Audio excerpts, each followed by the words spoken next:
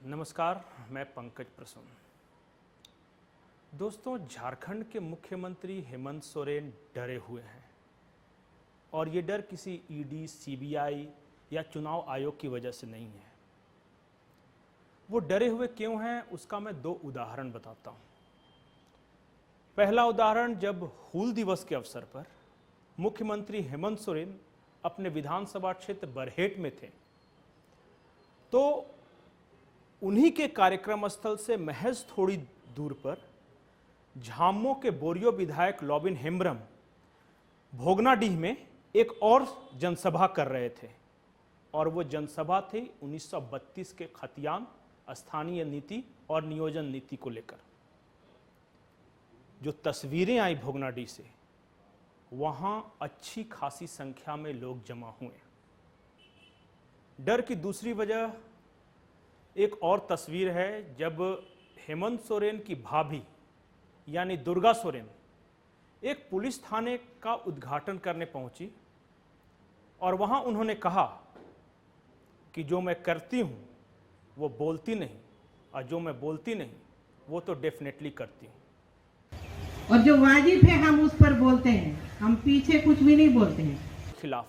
और उस प्रोग्राम में वो कहते क्या हैं कि आज की झामुमो गुरुजी की झामुमो नहीं है, पंकज मिश्रा की झामुमो है, पिंटू की झामुमो है।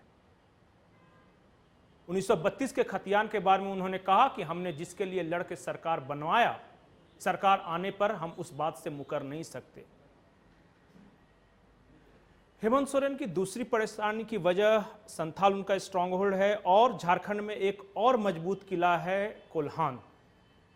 और कोल्हान में झामुमो के दो विधायक दीपक बिरुआ और बड़कुंवर गगरई, इन दोनों के बारे में मैं अभी कुछ नहीं बोलूंगा, लेकिन आने वाले दिनों में इन दोनों पर नजर रखिएगा, क्योंकि बहुत कुछ अंदर चल रहा है कोल्हान में। यह तो हो गई झारखंड मुक्ति मोर्चा की बात। दूसरी सत्ताधारी दल जो सरकार में सहयोगी है, कांग्रेस, उसके अंदर क्या कुछ चल रहा है। रामेश्वर उरांव और इससे पहले जो कांग्रेस के प्रभारी थे आरपीएन सिंह, इन दोनों की जोड़ी ने सरकार बनवाया, चुनाव लड़ा और उसमें सफल भी हुए। लेकिन अब एक और नई जोड़ी आई है, प्रदेश अध्यक्ष राजेश ठाकुर और अविनाश पांडे की।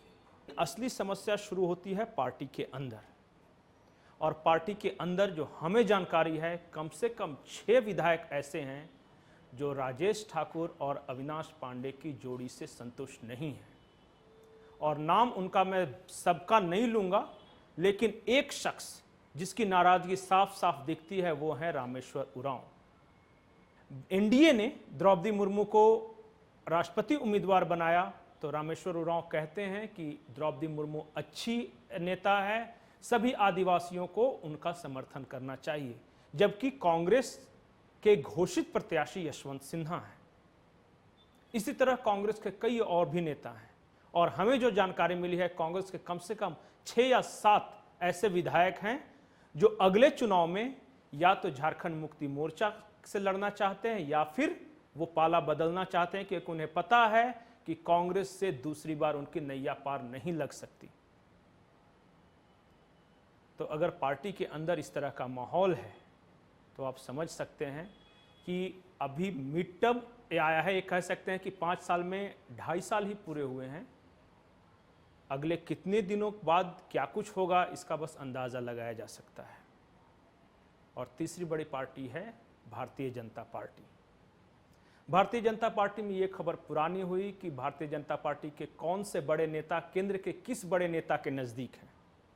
दीपक प्रकाश जेपी नड्डा के, रघुवर दास अमित शाह के। लेकिन एक शख्स के बारे में जो चर्चा चल रही है वो है बाबूलाल मरांडी। पिछले 3 महीनों में कम से कम 3 बार ऐसा मौका आया जब झारखंड के किसी बड़े नेता को प्रधानमंत्री से मिलना था, और जो नेता मिले वो नेता थे बाबूलाल मरांडी। तो क्या बाबूलाल मरांडी को लेकर बीजेपी के केंद्रीय नेतृत्व में कुछ मंथन चल रहा है? क्योंकि जिस तरह उन्हें नेता प्रतिपक्ष का दर्जा नहीं दिया गया, उसके बाद जिस तरह यहाँ पे उन्हें अपनी पार्टी का सहयोग मिला, उसे लेकर कई तरह के सवाल मीडिया में आते रहे हैं।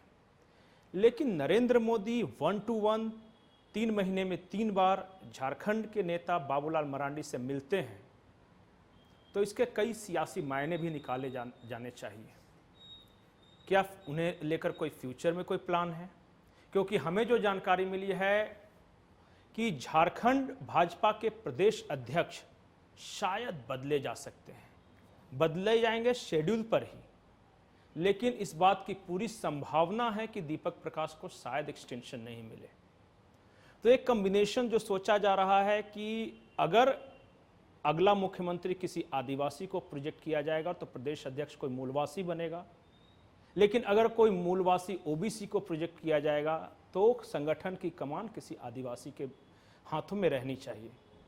भविष्य में क्या होगा ये हमें नहीं पता, लेकिन भारतीय जनता पार्टी के अंदर अगले चंद महीनों में आप कुछ बदलाव देखेंगे, और वो बदलाव गुटबाजी को खत्म करने के लिए होगा और एक नए मिशन का आगाज होगा, और वहीं से भारतीय जनता पार्टी का 2024 लॉन्च पैड उसे बोल सकते हैं, एक तरह से कैंपेन या मुहिम शुरू की जाएगी। नमस्कार।